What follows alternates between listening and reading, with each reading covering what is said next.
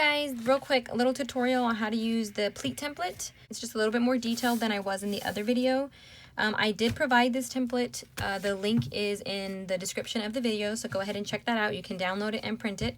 I suggest printing it on cardstock, even if you're only using it one time, because it is a lot easier to use. But if you don't have cardstock, like I don't have any cardstock in the house today, so mine's on 8.5 by 11, it will work. It'll just be a little flimsier than a piece of cardstock.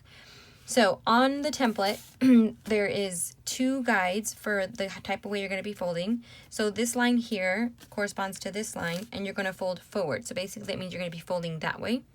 And I'll go over with how that looks here in a minute. And then for this line, you're going to be folding backwards. Basically mean we're going to be coming back this way. And I suggest using a ruler or something with a straight edge to really get these folds as straight as possible, because it helps with making your mask even. So here we go. So basically for this type of line we just talked about, it's going to be a fold forward. So if my paper was like this, I would start and I would fold down. So I'd be going that way. Now, when I want to do this line, I would put my ruler up to the line here, and I would grab my paper and I would fold backwards. So I'm going to be coming back this way. And then I would go back to this next line here, and I'm going to fold forward. I'm going to come here, fold backwards.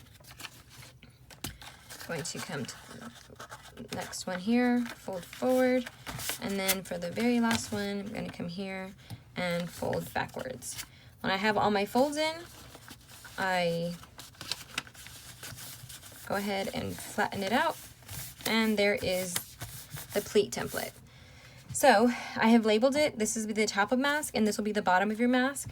The outside of your mask will be facing you. So if you have the filter pocket, that'll be on the inside. You won't be looking at that. You'll be looking at the outside that other people will look at when you're wearing the mask. So this is the top of the mask that goes on your nose, and this is the bottom that goes into your chin.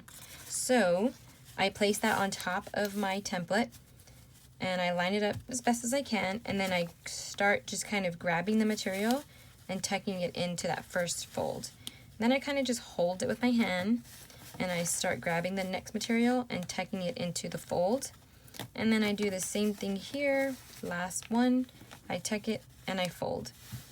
And the tucks kind of help hold it in place.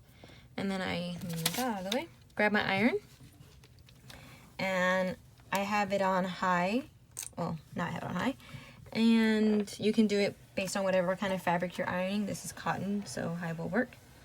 And I iron it with the paper still in there, because it doesn't hurt it at all.